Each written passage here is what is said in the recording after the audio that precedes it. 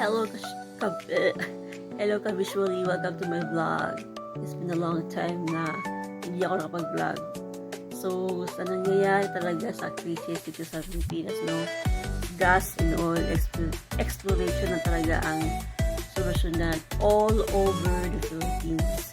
Yung nakikita natin sa national TV, like Jessica Soho, like, basta mahal pa dyan, diba? Kinakailangan talaga yan, buong Pilipinas. So, ano na, PBBM, may 2 years ka pa.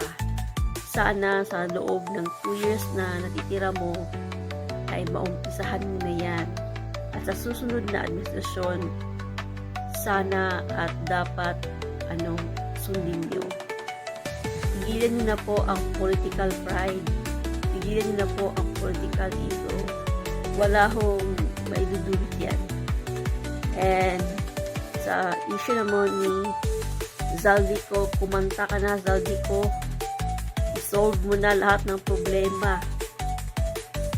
Isiwalat mo na lahat ng nalalaman mo para tapos na ang flood control project.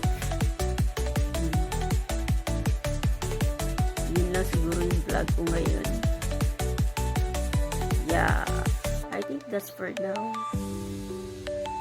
Okay, bye-bye, ka-visually.